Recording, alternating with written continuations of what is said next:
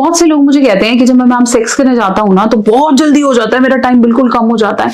तो क्या आप सेक्स की दौड़ में भागने की कोशिश तो नहीं कर रहे?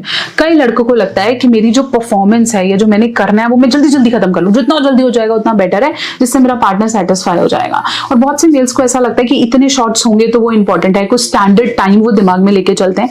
इस तरह की भ्रांतियों को आज मैं दूर करने वाली हूँ कि कितना टाइम, कितनी जल्दी, कितने शॉट्स, कितनी पेनिट्रेशन, जिससे औरत को सेटिस्फेक्शन लगे। सारे ऊटपटांग के क्वेश्चंस और वो जो आपने अपने दिमाग में भर रखा है आज उसे क्लियर करेंगे। ये वीडियो सभी लड़कों के लिए, तो डिटेल में इसे जरूर देखें।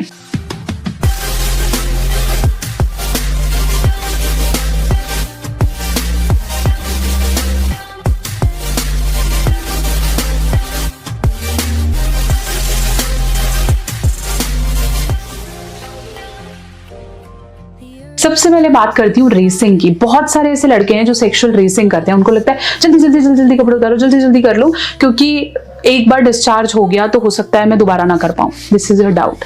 अगर आप एक बार कर पा रहे हैं तो डेफिनेटली आप दूसरे राउंड के लिए भी प्रिपेयर हो जाएंगे। अगर आप जल्दी नहीं कर रहे हो, फोरप्ले को जरूर इंक्लूड करें, ज्यादा से ज्यादा ऑर्गन्स के साथ खेलें, प्रॉपर थर्स्टिंग करें, प्रॉपर फीमेल के ऑर्गन्स को प्लेजर दें, कंसिस्टेंटली मूव करें, मतलब वुमेन को प्रॉपरली वार्म अप करें, इनर थाइस पे ज्यादा जाएं। आपके मैंने प्लेजर पॉइंट पे काफी सारी वीडियोस बनाई हैं, उसे ध्यान से देखें।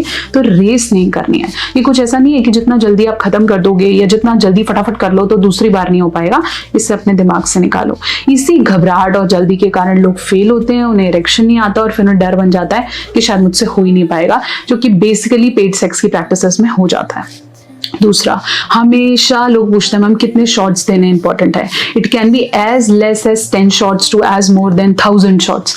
डिपेंड्स आपके पार्टनर को कितना इंपॉर्टेंट है। अगर आपको लगता है कि मैं जितना ज्यादा पेनिट्रेट करूंगा उतना बेटर है, then it is a complete fault. ऐसा नहीं होता।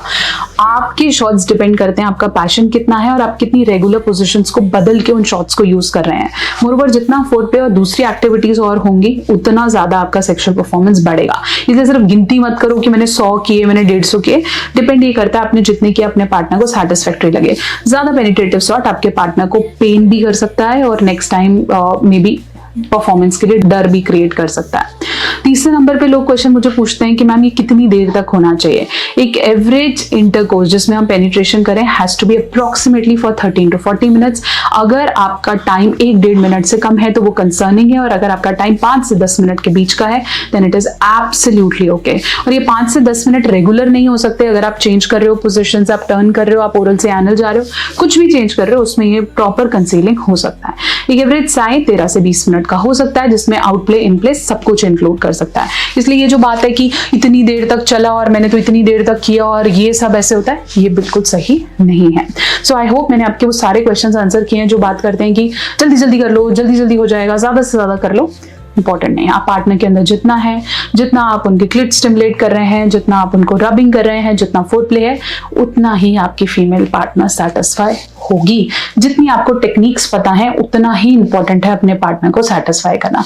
एक ही घिसे पिटे तरीके से चलना या ज्यादा से ज्यादा शॉट्स देने से आपका पार्टनर डेफिनेटली नेक्स्ट टाइम के लिए उसे बहुत ही बोरियत सी महसूस होने वाली है।